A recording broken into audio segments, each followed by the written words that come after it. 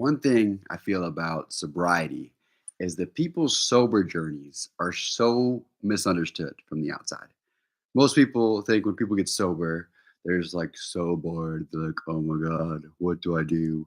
Or when they see alcohol, they're like, oh yes, my precious. Sober journeys are different for everybody, right? They're completely different for everybody. But it's also not sunshine and rainbows. It can be a struggle for sure for a lot of people, right? But it's not terrible. It's actually just a journey. It's just like, sure, it could be kind of like Lord of the Rings, but you're not always Schmeagol. Like you are the superhero of your story. And sure, there might be some setbacks.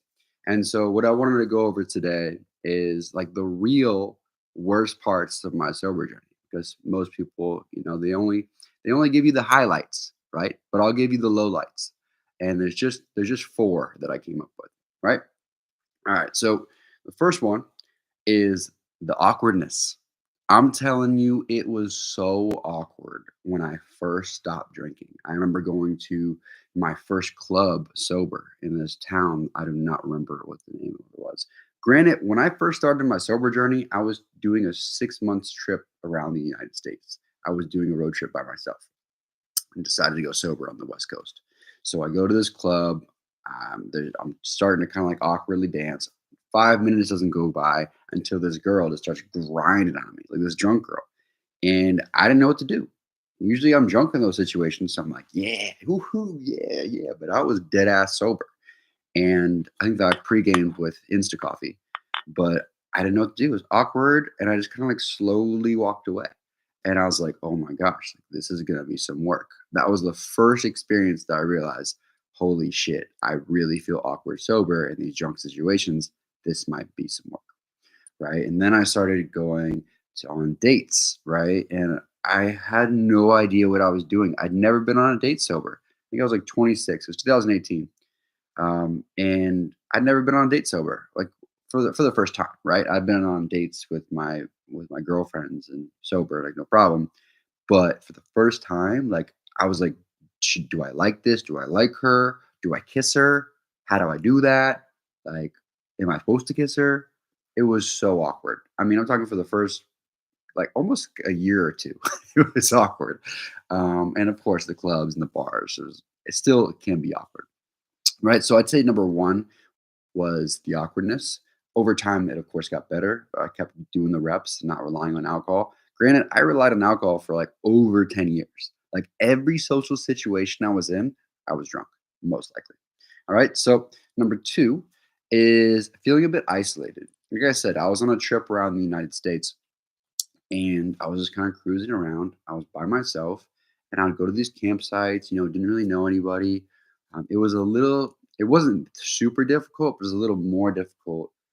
I felt because I wasn't drinking. I wouldn't be like, hey, what's going on? Like, you guys want a beer?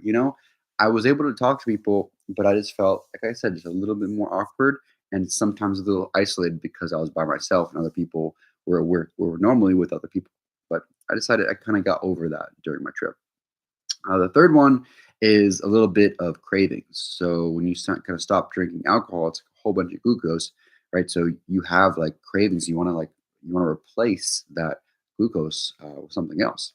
And so I told myself, I made this deal with myself. I said, as long as I maintain a plant-based diet, I do 6 minute abs every day.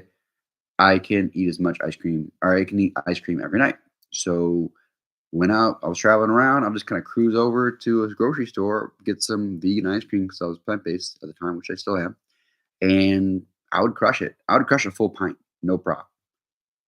Yeah, it was no problem. And I actually didn't lose any weight, or sorry, I didn't gain any weight because I just stopped drinking and I was working out and I was plant based. So it actually kind of evened itself out. I actually got more jacked eating ice cream. Not every night, but anytime I wanted to, right? So the cravings kind of sucked, but it actually kind of was awesome because I got to eat ice cream. So number four was, I would say this was the most difficult to deal with. I'd say number one, the awkwardness, and number four was the friends giving me pressure to drink when I came back from my trip. That was hard. Like, my buddies that I used to drink with in college, they know me as like the party boy, like the guy who gets drunk. And I remember one of my friends or a few of my friends be like, "Oh, come on, just like have a drink with your boys. Come on, you could drink." And it was like a really firm, like, I do not want to drink for me. And it was almost like I got like tempted and like tricked. Like one of my friends was like, "Hey, like, do you want some of this fruit?" And I was like, "Sure." Like I love fruit. And then I realized the fruit was doused in the alcohol, so I had to make a decision. Am I going to eat the fruit or am I not? Almost like the forbidden fruit in with Adam and Eve, like in the Bible, right? I was like, you know what? I'm gonna go ahead and pass on that fruit. And I was kind of like upset that my friend like almost tricked me into basically eating alcohol, consuming alcohol through eating. And I had to go ahead after that time. I had to distance myself from my party friends, and it was a big decision for me to make. And I had a couple different instances during my trip where I did this, where I had to make a decision of, do I keep doing the things that I normally do, or do I try a different route?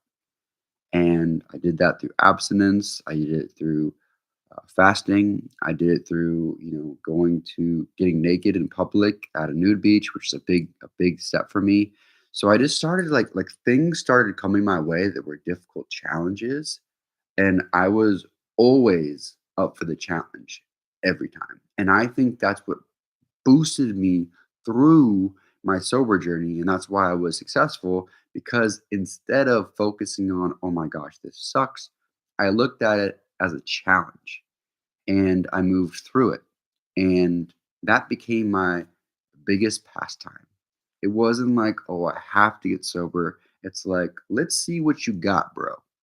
That was my inner dialogue. You think you have game drinking? Let's see how much game you have sober. That was what boosted me and brought me through. And like I said before, it was awkward on the dates, on the dance floor, in social settings, but I got over it. And once I did, I came out the other end more confident with dancing, speaking with women, performing sexually than I ever was sober. So, were there some down times in my sober journey? Absolutely. But the positive far outweigh the downside. And to this day now, really have zero negatives of my sober journey. It's only all positive. It's cumulative of positive things that are coming in my life. I'm in the best shape of my life. I have tons of energy. I have tons of confidence. And I owe that all to getting rid of alcohol, especially the intimate relationships that I have with my friends, my family, and my intimate partners. So, thank you so much for being here. If you have anything you would like to share about your sober journey, the worst parts of your sober journey, hit them down below, best parts, and hope you have a beautiful night. And I'll see you tomorrow.